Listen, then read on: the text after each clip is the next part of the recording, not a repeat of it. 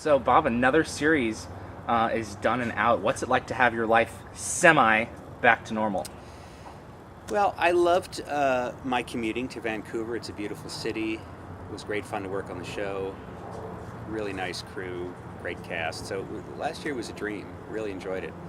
But it's also nice to be back at home more regularly with my family, cooking in my kitchen. And in your basement, I understand, with sweets.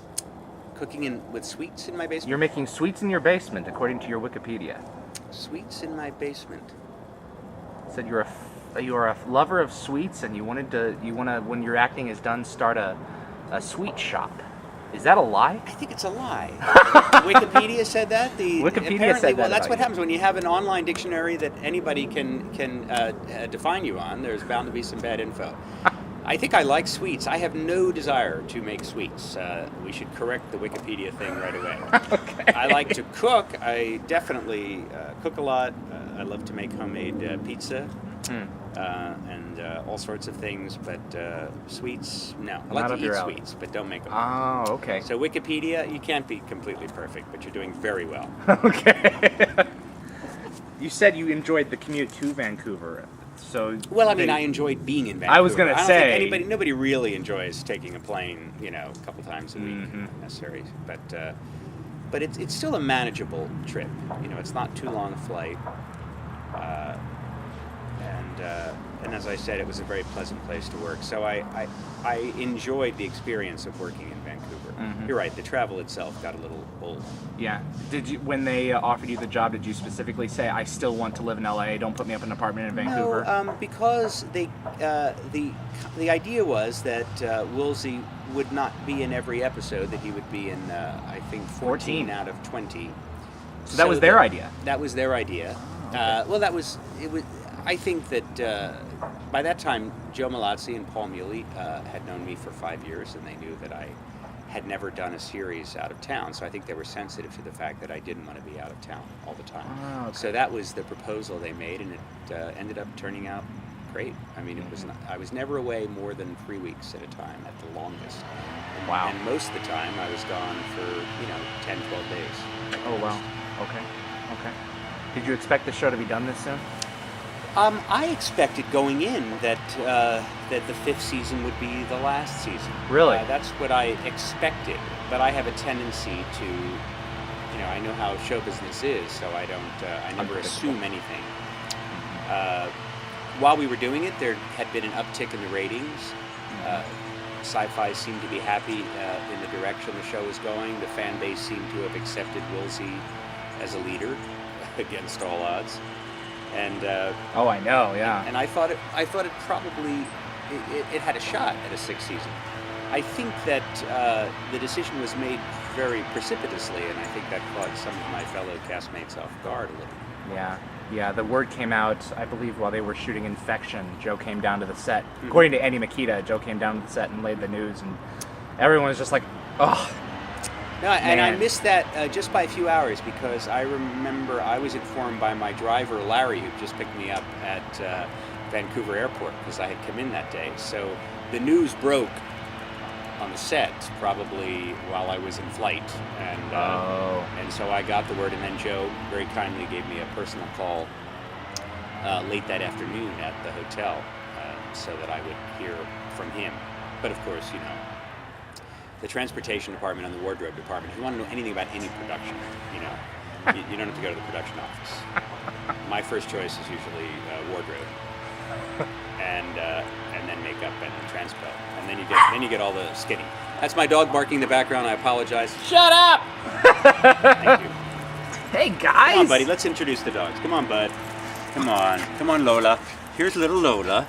Lola's a rescue. She's kind of a mutt. We know that she's 3 different dogs in one. We don't quite know what 3 dogs. She looks kind of like a Georgia O'Keeffe painting, don't you think? Or a Taco Bell pitch girl. But she's a very sweet animal, a good licker, good licking, very good licker. And then Buddy. And then there's Buddy. Here comes Bud from off camera. Buddy is perhaps the fattest Chihuahua on record. We read that a Chihuahua is supposed to be 9 pounds. Buddy is pushing 15, so he's kind of the Jackie Gleason of Chihuahuas. He has to go to the tall and fat Chihuahua shop when he buys a collar. But he's a very sweet animal, and we love him very much. He's also a good licker. You said early on that you and Joe had a fondness for dogs. Yes, we do. We do have a fondness for dogs. Joe has, I believe, 4 now. Yeah, I know. And they're beautiful, and he's a real purebred dog. Yeah.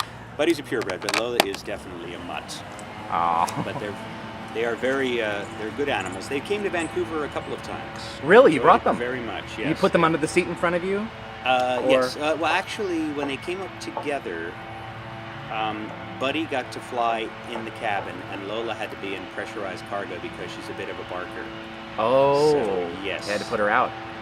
Yes. We had to put her out. And of course, the day we flew home, I believe we were detained at the airport 4 times because apparently there is someone on the no-fly list who has a similar name to me, -1 vowel. So I kept saying, is the guy who's not supposed to be flying on the plane, was he on Star Trek too? Because if you want to confirm my identity, you could turn on the Spike channel at 2 o'clock. It's a great way to know who I am. But apparently Homeland Security either doesn't watch sci-fi or they won't admit it. They just don't have a sense of humor about it. They don't have a sense. And I understand that, security is not something you can have a sense of humor about. Mm-hmm. Hey, how about that plane landing I yesterday? know, the U.S. Airways plane in New York. Oh my God, that pilot, what a hero. Just incredible. What a hero. What an inspiring story that is. Mm-hmm. Really, he is the Tom Paris, I tell you, the Tom Paris of U.S. Airways. Intrepid. Who do you keep in touch with from the Voyager cast? Robbie, I Jerry? talked to Robbie yesterday. Very good friends with Robbie. Talked to Ethan Phillips today. Yeah. Very close with him, with Tim, Yeah. with Kate, certainly. I Kate see Mulgrew. Kate whenever I go east because Kate lives in New York Oh, now. okay. And I've seen, and I saw Roxanne probably 7 months ago. Okay. I'm a little out of touch with Jerry because Jerry got married and had a baby. Yeah. I haven't seen Jerry in about a year and a Your half. second child now. Wow. Yeah. Good for And her. who did I leave out? And Garrett. Garrett I see. I saw Garrett as recently as 2 weeks ago. There was the memorial service for Major Roddenberry, which was a very, very lovely event. She passed away. Yes. I didn't know that. She passed I away. had no clue. She passed away, I think, December 18th. And there was a lovely memorial at Forest Lawn for her. And I saw many of my old Oh, man. companions from the other franchise, we call it now, because this is a Stargate website we're speaking on. That's right. So I refer to my old job as the other. I'm still waiting for you and Jerry to get your act together and record an album. That would be great. Because it was so good. Someone to watch over me. Mm-hmm. I first put it in, as it first aired on UP, and I was like, what the heck is this? And I fell in love with the Doctor falling in love with Seven's story. That was a very sweet story. And that was one of those episodes where I read the Doctor start singing You Are My Sunshine, and I went, Oh, no. God, how am I going to pull this off? This has got to be. And then, of course, we had to pre-record it. And I heard Jerry singing, and I went, oh, she has a sweet voice. And we sang our little harmony and all that, and I still was unconvinced. And then we shot the scene. And remember, Robbie McNeil directed that episode. Yes, that's right. Beautifully. And I just thought that he really captured that moment. That the quintessential moment of between two friends, two colleagues, sort of a teacher-student relationship. When something else happens, there's a little glimmer of something happening. Yeah. Well, he's watching her sing, and it's like, oh boy. I know. This is not a computer program anymore. No, this is not a a person. computer program anymore. He's Yeah. sweet on his student. It was a very nice episode. Yeah. I just worked with Robbie again, although as a producer, he's the supervising producer on Chuck. Right. So I worked on that just a couple of weeks ago, which was great fun. I really enjoy that show. I haven't seen it, but I've heard it's really Zach good. Levy, funny guy. Yeah. And also another sci-fi giant, Adam Baldwin from Yes. Firefly is in it. He's terrific. It was really a nice experience. So I enjoyed it. Buddy's getting a little restless. Buddy wants to talk a little about him. Do you have a question for Buddy? What's it like living in this great home? Well, what is it like? Buddy's been on a diet, so he's a little cranky. Whenever you're eating something that looks good to him, and frankly, everything looks better than his, Royal Hawaiian Chihuahua food, which is very good Chihuahua food. Don't get me wrong. But he gives you what we call the angry Elvis look, where he kind of curls his lip up like, "What you got there? What you having there? Do you have to keep the dogs separate when they eat? How do you deal with that? We have to pick the cat food up because Buddy will eat all of the cat food, Yeah. anything other than his food. So, but he's a little chubby, and we want Buddy to have a good, long, healthy life. So we're trying to get him to drop a couple of pounds. You and I on the Midway were talking about Lifeline. You shared a story credit on that, I believe. Oh, another yes. marvelous episode. I was just bummed. I forgot we were on the Midway together. That's what I was that slow. Yeah. Yes, Lifeline was another a good show, dealing with, another one of those key relationships in life. Mm-hmm. We just talked about someone to watch over me being teacher falling for a student. Lifeline was father-son drama Approval through the prism of of an engineer and his artificial intelligence offspring. Cute, a good story. It sounds very cute when you put it that way. Well, that's the art of the pitch. The art of the Hollywood pitch.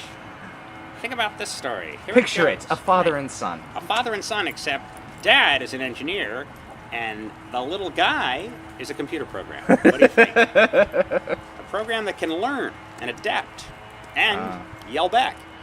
How was the day-to-day goings-on at Stargate different from the other sci-fi shows that you've been on? Was it easier? No, definitely easier. There was sort of a relaxed, kind of a seat-of-the-pants feeling that I really enjoyed on Stargate, that you could, that you could be a little loose and have an idea and ask to tweak a line and all that, and it was pretty much taken in stride.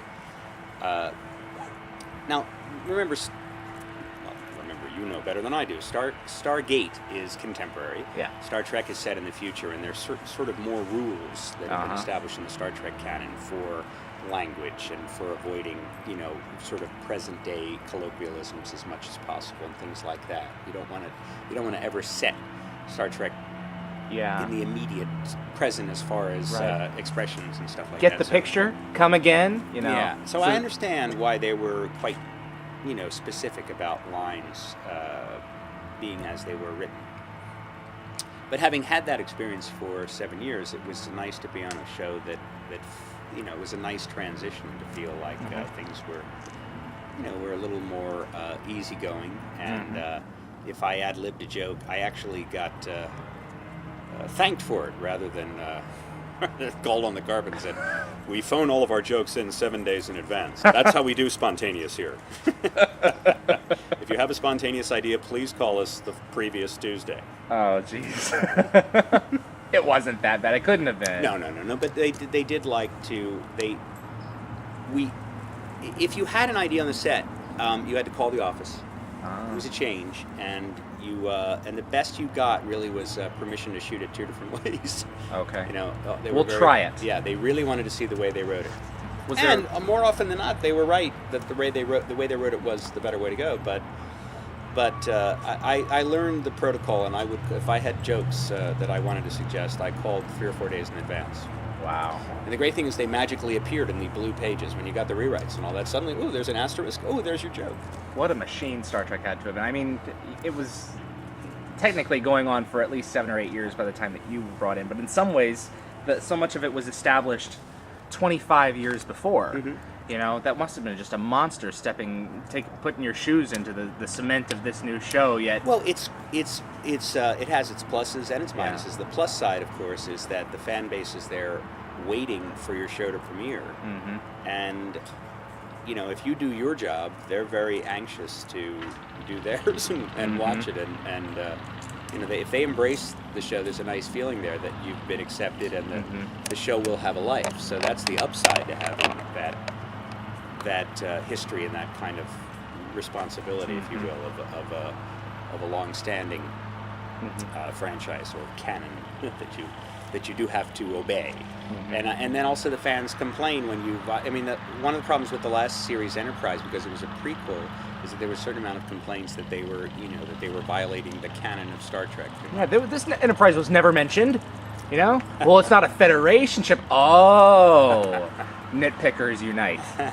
Jeez. Huh. Does Stargate's... We keep on going back to Stargate. Stargate. Well, that's what we're here for. Yeah, does Stargate's cancellation allow you to do more guest starring roles than you had a chance to do while you were on the show? A chance to play more diverse characters? Now, how are you looking at this? I'm sure you're trying to find positives in the cancellation. Yeah, it's very nice to have a steady job. There's Yeah.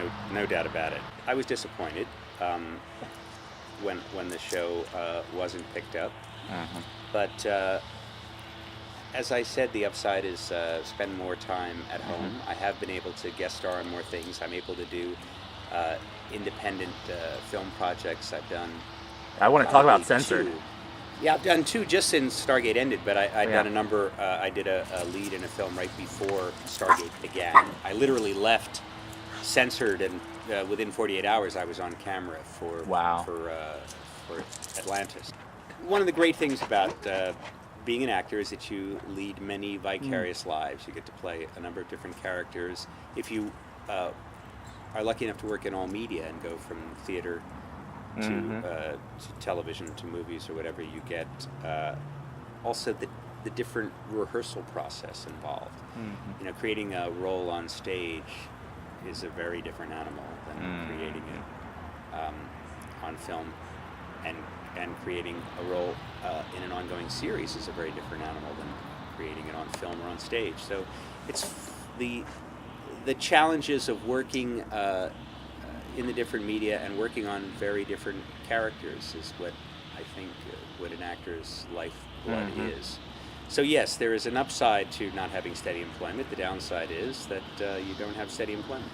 Right, exactly. Well, you know, I remember Jack Black saying, and I'm sure he didn't originate it, but if you get 1 in 20 auditions, you're doing pretty good. You know, so you must be doing pretty well. It's it is definitely it's a numbers game. Yeah. So at this point in your life, what kind of projects do you look out for in wanting to do, and which ones do you stay away from? You know, is there anything that you won't do at this point? Be it like work with a certain person or a certain character that you won't play? I am very interested in doing a theater role. I haven't done a major stage role now in a little over 2 years. So that's something I'd like to look out for. I've had the opportunity. I was offered a musical 6 weeks ago, and it was a supporting character, and the show was funny. I just always have to weigh the amount of time and whether I think that there's something in particular that I can bring to that role. Is it worth it? Yeah. But I really would love to do a play in the near future. I've enjoyed doing these sort of quirky roles in independent films. I've done 2 horror movies recently, one of which we wanted to talk about, Censored, which I will be doing the voiceover work and the looping in the next 10 days. I'm very excited about that. I've seen I saw virtually the final cut of the film. I think the director tweaked it a couple more minutes after the one I saw, but I'm really pleased with how it turned out. And I play a very interesting character. Yeah, a children's storybook author, I believe, named Wade. A children's storybook author whose day job is being a coercive techniques expert for the CIA. Oh, so really? He has someone in his suburban basement that he is basically controlling and trying to brainwash and, in effect, torturing in subtle ways. And then partway into the story, you start to wonder whether Wade really is a coercive techniques expert for the CIA or just thinks he This is the way that he's convinced himself that this is okay. Yeah, and at the same time he's writing children's books. It's that odd neighbor down the street in the sweater vest who has someone strapped to a table in his basement. Yeah. My favorite log line I made up for the film is, if Hannibal Lecter worked at your local Jamba Juice. Anyway, it's a cool role for me. Very cool. Did someone offer you this, or was this something that you said, I want that? No, wonderful casting director named Jeff Pissarro, who had cast me in the last play I did that I just mentioned over 2 years ago, which was a very demanding Arthur Miller play called Broken Glass. He recommended me to the filmmakers, and they knew of my work primarily from, I think, Star Trek. But it was really his commitment that I was the right guy. I had like a long phone conference with the director and the producer, but never even met them before I went up to star. Oh, okay. So it was risky, but it was risking 18 days of my life, about 3 weeks, of total immersion. Mm-hmm. Well, if you fall in love with the script, take a chance. Absolutely, take a chance. I knew I was about to start Stargate. I knew I had so that the fact that it was a small budgeted movie and all that, it was just like going to acting camp. I literally lived in the house where most of the movie takes place, in a little kind of a mother-in-law apartment in the basement. So it was like total immersion filmmaking. Wow. You wake up, and in walking to the bathroom, I passed the makeup table, and I bought myself a used exercise bike so that the moment the 12-hour shooting day was over, I could work out, take a shower, eat, and go to bed, and then get up and do it all again the next day. So it was full-time work. No. Now you're not a method actor. I think that most American actors obviously study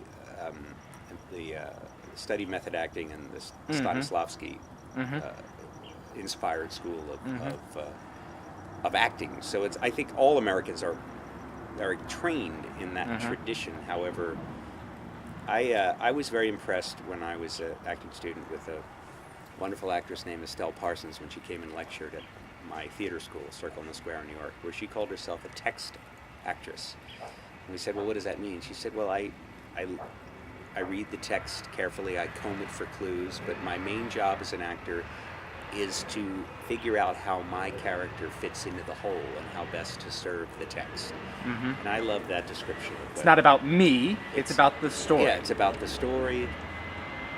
It's about, exploring the words and finding out how your character functions in the story, what he wants. It's basically asking the same questions, but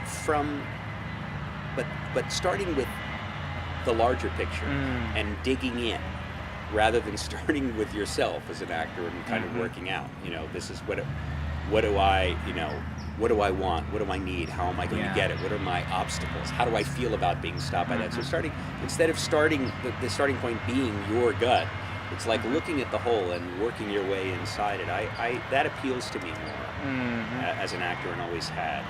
Doesn't mean that I don't use the method acting exercises or some of the things I studied when I'm having trouble with a particular, especially in theater work, with reaching a particular moment.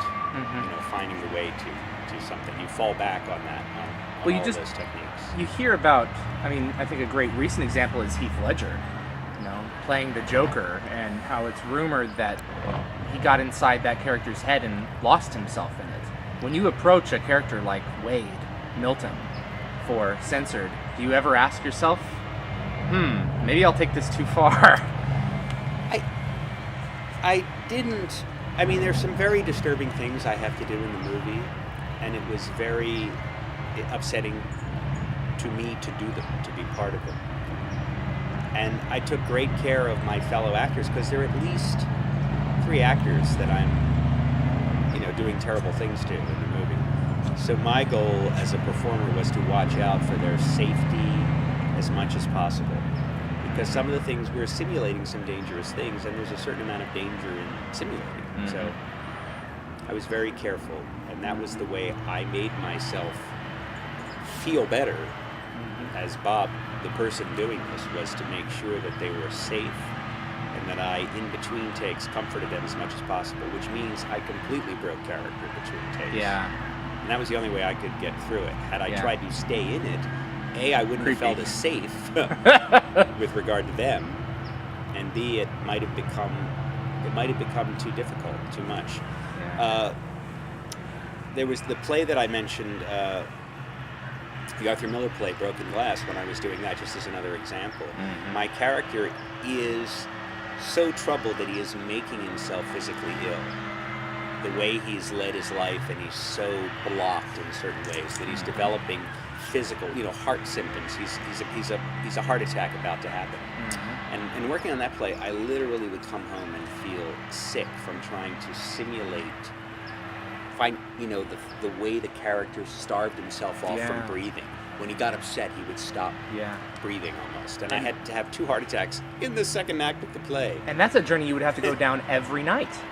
Yes, but curiously, once we were performing it, the feeling of sickness that I took home went away. When I went through the whole arc of the performance in a night and got it, and went through the whole journey and got it over, then I felt cleansed leaving the theater. It was really in rehearsal, depending on what part of the play you were working on. You were kind of blocked at that point in the character's journey. You kind of went home with all that baggage, and I didn't find that as much when I was in performance. Wow. When can we expect to see Censored? You told us it was filmed with the red camera, so it's got some. It is the first feature to complete principal photography with the red camera, the amazing new 4K digital camera that has a great filmic look. There's been a movie that's already premiered with the red that must have shot after ours, but we finished principal about 11 months ago, and the movie has been picture locked for about a month now. The sound design and the score is just finishing. I'm expecting the movie to be delivered in the next 4 weeks. Oh, great! Thereafter, they have a distribution offer from one of the sort of major small companies, but which I won't name because I don't think it's good because it isn't set yet. They got the offer on the strength of the trailer and how cool it is, and pending the quality of the whole movie, they have that offer to weigh versus others. But I am very optimistic that the movie will not just get a DVD release, but have a feature release. Theatrical release, you don't know? No, don't know yet, but we'll break the story here on GateWorld, all right? Okay. I look forward to it. I was I'm not kissing your ass here. I was very impressed when I saw the trailer. I didn't know what to expect. I logged onto the website. The noise in the background was a little irritating, but once we got past that to the trailer, I was blown away. Well, thank you. I encourage your watchers to go to www.censoredthemovie.com. Also, I'm doing something fun on the internet elsewhere. I'm playing in some sketch comedy pieces on a website called acmebrandcomedy.com.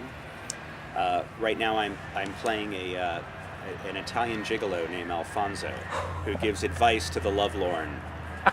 Who is very self-involved, and it's great fun. So I encourage your viewers. In fact, maybe you'll even link to Acme Brand Comedy. They took a short hiatus. They were premiering a new piece of comedy every day of the week for about 6-7 weeks. Wow. Prior to their holiday break. If you type in Ask Alfonso, you'll find 5 different vignettes of me as the Italian gigolo who thinks he knows everything about women. Oh, gee. And is very proud of his organ. It's a little off color, but I think if you're over 12 or 13, it's okay. You're okay. Okay.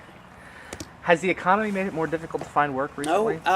Well, there are at least 2 independent films that I was going to do, where they said, well, we're going to get started in a couple of months, and then you never hear from them again. Oh, it petered out. Some things are falling apart because of interruptions in their financial pipeline. Mm-hmm. So yes, I think that's true. I've noticed that kind of across the board, things are being either just pushed off into the future or indefinitely postponed to see if it So hopefully, and also with what's happening with my union, there's a certain the Screen Actors Guild. Yeah. It's a bit of an iffy time. Okay. It's a good time, I think, if you are interested in sweets, to open a sweet shop in your basement. And had the Robert Picardo that apparently on Wikipedia's page is interested in making his own sweets and selling them, now would be a good time to be that guy. Okay. Bob, if you could go back and spend time with any of the previous roles that you've done, which would you go back and spend more time with? Which would you choose to go back and revisit? Not just Woolsey, because Woolsey is, we've got the movie coming out. Right. Woolsey will have a future. That's interesting. There was a time during Voyager when we thought, well, maybe the characters will have a future life before they... I never really thought that they would take the mantle of the Stargate... I did it again. Sorry, guys. Go back. I never really thought that the mantle of the Star Trek movie franchise would fall around Voyager. I didn't think the show was popular enough. However, there was some talk that they would start combining the casts, at least do one film where they would pluck the more popular characters from 2 or 3 of the different installments of the franchise and make that kind of a special forces type thing. So there was a time when we entertained the notion that those characters may live again. Now, I think if you want to see the Doctor on Star Trek, you've got to go see Star Trek The Experience in Vegas, which I understand has left the Vegas Hilton and has found a new home on the old strip. It's now continuing. It's back now continuing in service on again. The old strip, so it hasn't. It'll reopen in the spring around the time the movie's coming. I went and saw it last February. Man, that was cool. It was cool, and I was sorry to see it go, but apparently it will live again. But that's probably your best shot of seeing the Doctor. We were talking to you several years ago, just down the street from the Paramount lot. You said, I remember. I think on your birthday, I think Star Trek will rise again. And it certainly did. You were right about that. Star Trek is going to be back, and that's good. It's not only good for Star Trek as a brand name. I always think that when an icon of science fiction kind of comes back, it's like when Batman comes back, and you go, how great. It reinvents itself. The legend has been reinvented, and it's got a whole new audience, and it's, Batman is as hot or hotter than he's ever been. So it doesn't take anything away from the other Batmans, and the success of Star Trek doesn't take anything away from the other, installments, the other movies, the other, all the other characters. It's a good thing for everybody. Do you think it was good that Atlantis ended its series run and is now doing television, or do you think is now doing DVD movies, or do you think it's too early to speculate on that? It's too early to say. I am confident they will make the first movie. They've made the announcement. They haven't picked a time yet. None of the actors have been contacted yet, but I believe that they intend to do it, and I believe even the Sci-Fi Channel has made some sort of mention. I think they're gonna run it. So I do believe it will happen. I hope it's a great success. It would be wonderful if they, if once or twice a year we could be, you could be a Stargate fan watching Stargate Universe and get your weekly fix of new Stargate, but you could still keep abreast of the other Stargate franchise with sort of yearly installments. The SG-1 movies have been wildly successful, way beyond studio expectations. So I think it's. I hope that bodes well for Atlantis. When Amanda Tapping moved on to Sanctuary, and good for her. 11 years with Carter, good for her. We can't. None of us can blame her. She needs to. She's got a hit too. Exactly. For her. Shooting with the red camera. Yes, and why do you think that happened? Because you told her. Why is Sanctuary shooting on the red camera? I think the red camera should make me a spokesperson. If you're out there and you have anything to do with the manufacturer of the red camera, you may want to call me. Bob, that's right. I am very responsible for the success of your product. Not so much with making sweets in my basement. But if you check Wikipedia and Robert Picardo and the red camera, I think we go together. But when she did move on, that was obviously a void, the leader of Atlantis. And I remember Joe setting it up on his blog saying that we're going to make an announcement soon. And I turned to Darren, who also runs GateWorld, and I said, they've got Bob Picardo. They've got to. Despite the fact that at that point, and I kind of still do to a certain extent, I'm not sure that Woolsey was...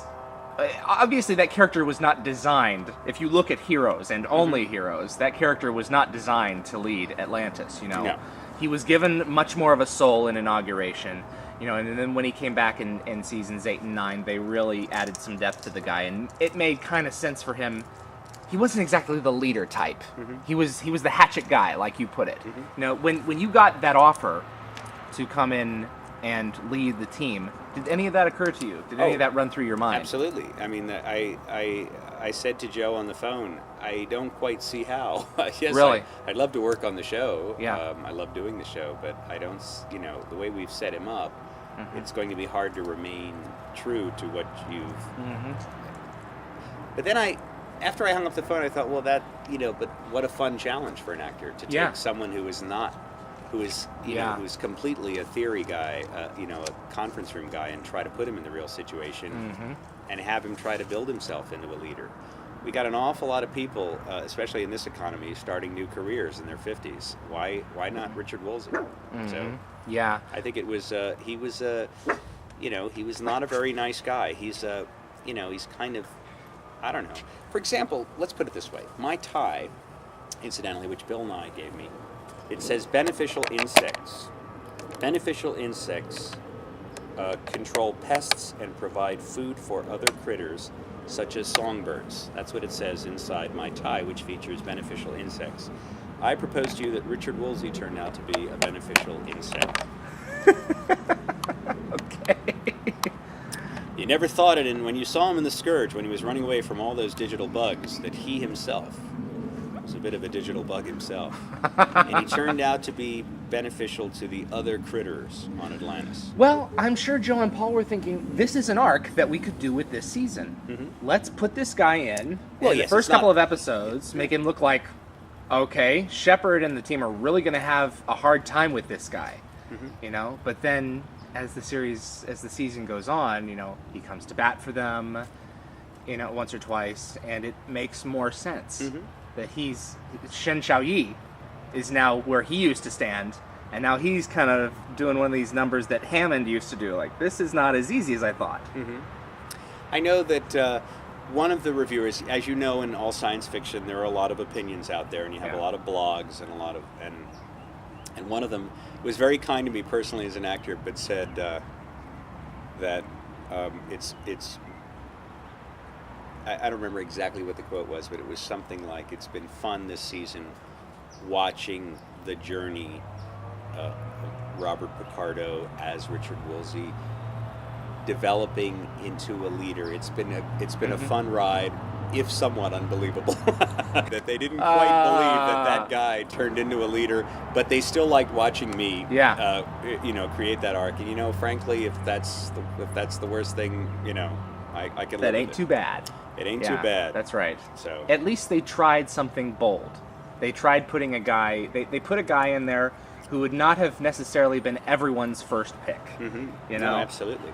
So also, we just I said that we just came out of 8 years of having bureaucrats running the military and saying here, let's fight this war and all that, and you realize that bureaucrats running the military is not always such a good thing. So I think that that was another lesson we could re-examine with the ascendancy of Richard Woolsey.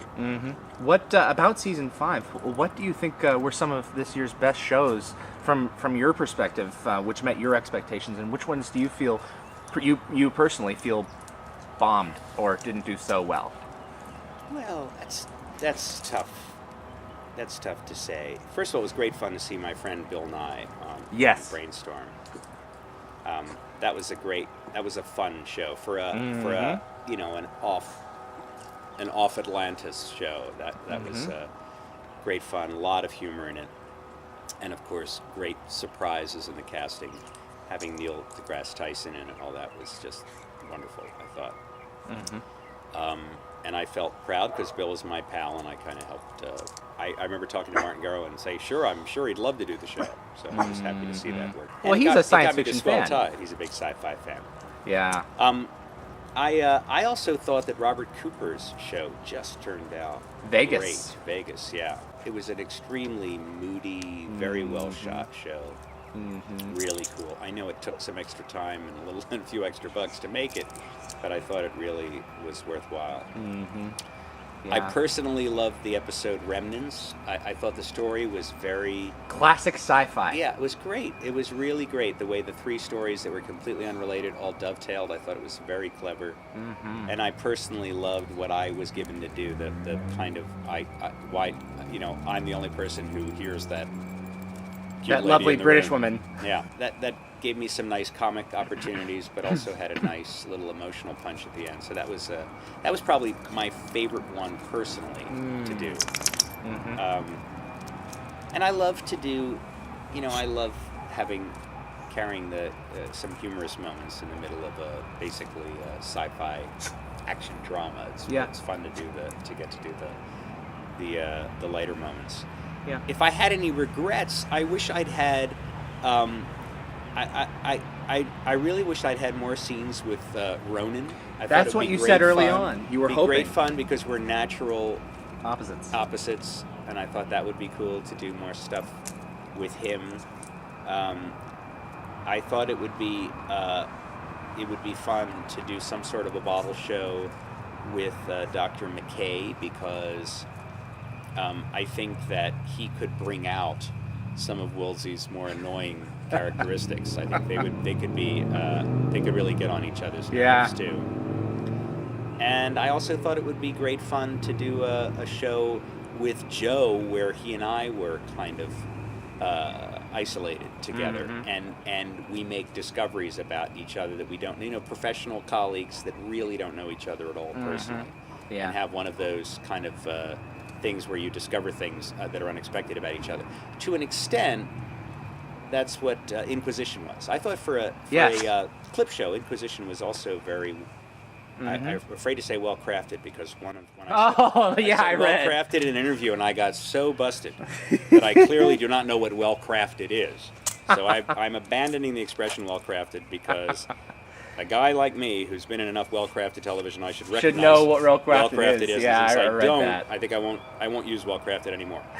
But whatever an analogy for well-crafted is, you could fill in the blank. That's what I thought Inquisition was for a clip show.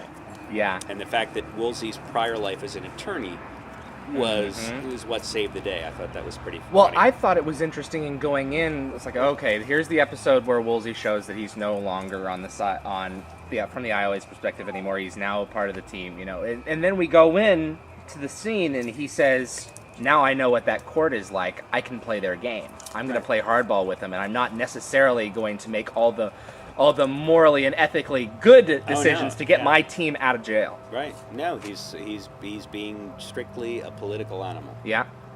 And having seen that, I think Woolsey is ready to run for governor of Illinois. Oh gosh. I mean, now that he's going to be the commander of Stargate, but on a part-time basis. Yes. You know what I mean? Like maybe 2 weeks a year. So the other 50 weeks of the year, he's free to take some sort of other, position. Tell us about working with the Planetary Society. I have been on the advisory board of the Planetary Society for about 7 or 8 years. I originally helped them with a fundraiser where I did some readings from Ray Bradbury's Martian Chronicles in honor of Mr. Bradbury, who was there in attendance that night, with such other actors you may have heard of as the late Charlton Heston, John Rhys Davies, Tim Russ, some guy, I guess, who was on some show. And at that point, or shortly thereafter, Louis Friedman, one of the founders, along with Carl Sagan and Bruce Murray, asked me to be on the advisory board, recognizing that my recognizability with the science fiction audience would be helpful. Made sense. To remind people that, hey, if you're interested in science fiction, maybe you're interested in the real thing.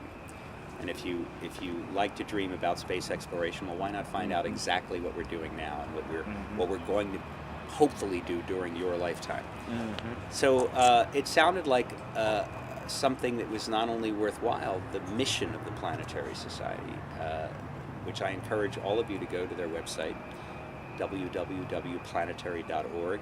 And if you're a Bob Picardo fan and you join the Planetary Society because of me, which is what, like $25, then when you come up to me at a personal appearance, I will say or do something wonderful. I will be very grateful because I have brought a number of people to the Planetary Society, according to people who come and tell me at conventions and whatnot. Were you aboard at the time of the Columbia disaster? Was I? Were you a part of the Planetary Society at that point? Yeah, absolutely. How did that affect the group? I mean, it put a halt on space travel and scientific progress for a while. Oh, absolutely. Well, you have to remember that. I mean, yes, it was a terrible tragedy, and it did interrupt the obviously the progression of the schedule of future shuttle missions for about, I think, 2 years, right? Yeah. 18 months, 2 years. You know, you have so many successful missions in a row that there's a tendency to forget the danger. It's the same thing that happened when the Challenger exploded, and that was the first time they carried a civilian on any of the shuttle missions. So that was a, just, we have so many great successes in our space program, and now that we're not the only space program in town, with other exciting missions that other countries are creating and sponsoring, that there's a tendency to forget how dangerous it can be. But we realize that we stand on the shoulders of the talented and courageous people that throughout the whole history of NASA, that have been part of that dream since Sputnik was launched. Yeah. And you have to grieve for the tragedies, but celebrate the tremendous successes. I had the honor of hearing the new president of the Planetary Society, Jim Bell, who is the imaging director for Spirit and Opportunity, the two Mars rovers that have outlasted now their original mission to the tune of 4 years and I think 4 years and 9 months. They've exceeded their warranty. Jim Bell and my friend Bill Nye spoke locally here in Pasadena at a benefit for the Planetary Society, which I was at on this past Wednesday night. Had dinner with Jim after, and we were talking about really the importance of how the Planetary Society really, how it can continue to capture the imaginations of people who are just passionate about the future of space travel, and because it's harder and harder since the internet to get people to join important institutions like the Planetary Society. They'll go to the website and they'll check it out and they'll look at the pictures and go, this is really cool, and then go on to the next Spears thing. Or it's a small amount of money. It's a very important organization and I encourage you to consider joining. What's in store for you down the road? You're watching your kids grow up, still auditioning, still acting, still auditioning, looking for interesting, and fun things to do for middle-aged bald guys. Although if you watch Ask Alfonso on the internet, you see that I still have a closet full of wigs that I can still pull out. Yeah, I saw you with Ronan's wig. That was great. That picture was up on MGM's Stargate site. That was great. I forgot about that. Yeah. Little guy next to the big guy. Little guy has a big long wig on. It was funny. So, as I said, if I had, my dream would be to do either a play or a musical in the near future. Continue working in film and television, and be at my kids' college graduations. Long term, do you plan on staying in Southern California? Or you plan on resettling somewhere? I think so. California is a very seductive place. I said to my wife, I don't know that I want to die in California because I'm afraid I won't notice.